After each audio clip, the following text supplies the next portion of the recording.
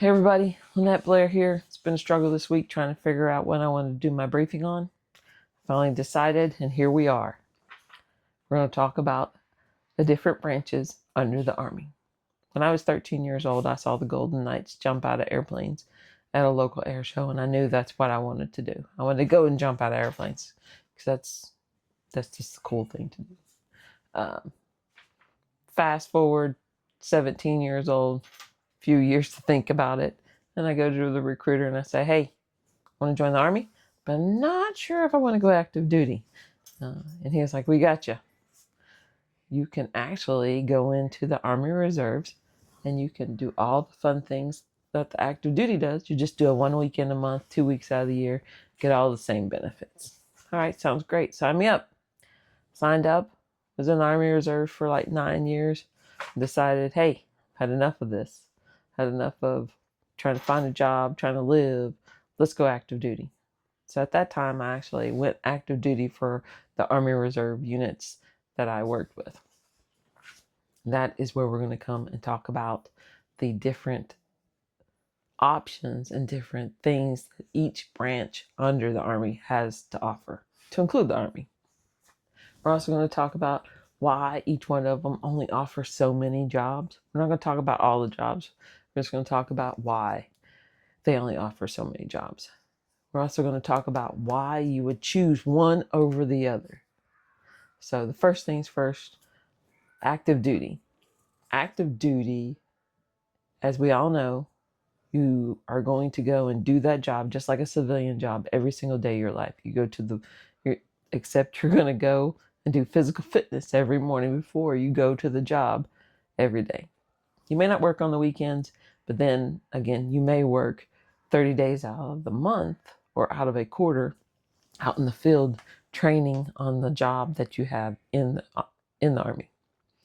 Positives, you get medical benefits which are completely covered. You 90% of the time you're stationed on a base where they're going to have security, food, different things, lots of different options for you. They may even have a school on base for you to go to college. Some of the negatives, they deploy more often. Active duty does.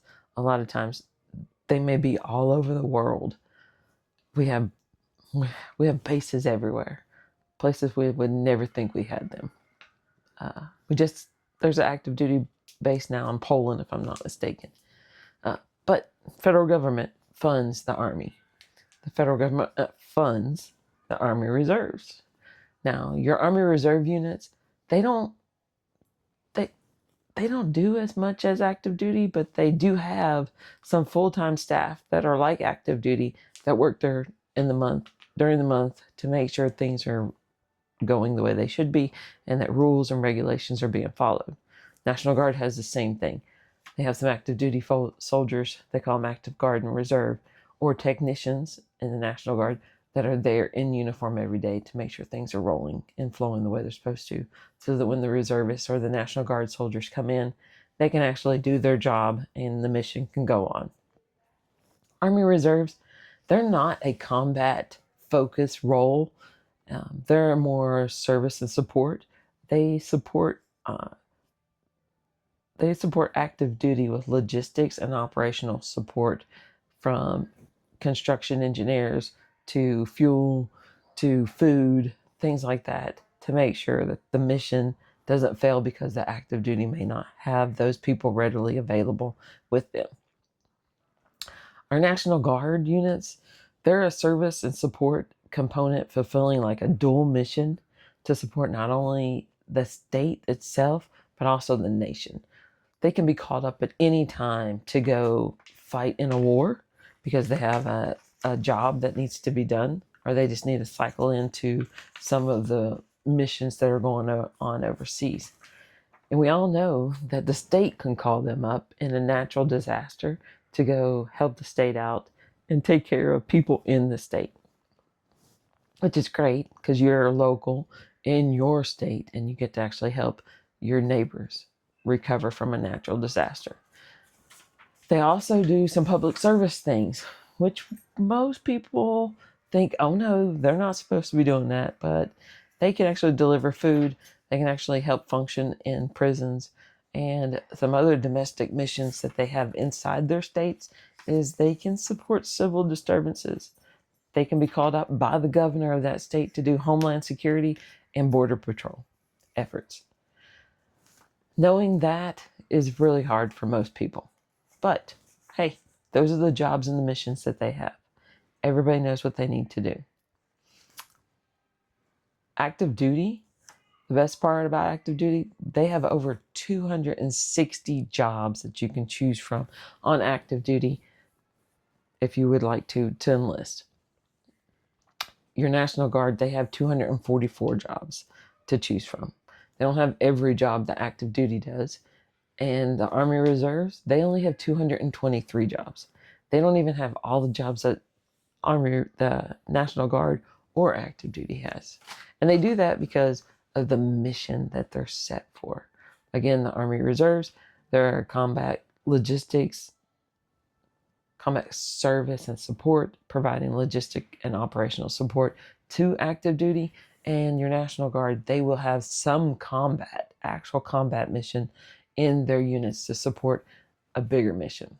National Guard, many times they will have the ability to pay for soldiers' education. They offer a lot of benefits in the state to actually get you to come to sign up for the National Guard as incentive in the National Guard. Again, those are some of the things that make them different, and those are some of the things that may make you decide that you want to go into one or the other, or somebody that you may know may want to go into one of the services or the others. Are there other services? Yeah, there's the Navy, Marines, Air Force, all those others. But today we did talk about the Army and the different branches under the Army, being the Army Reserve, the National Guard, and the active duty, and why someone would choose one or the other in favor to enlist in and make that a career. One of the other things they may think of is retirement. Active duty, once you get that 20 years, you're going to get that retirement immediately. With your Army Reserve or your National Guard, you may not be able to draw that retirement until you're 60 years old. But again, like I said, today we've discussed why each one of them are different, the mission of each one of them, and the different jobs that they may offer, and a number. Thank you today for listening to my brief, and you have a great day. I forgot my references. Army Regulation 611-21, which is your MOS, and then the USAREC DAPAM 611-21, which allow for recruiting. Those are my references. Thank you.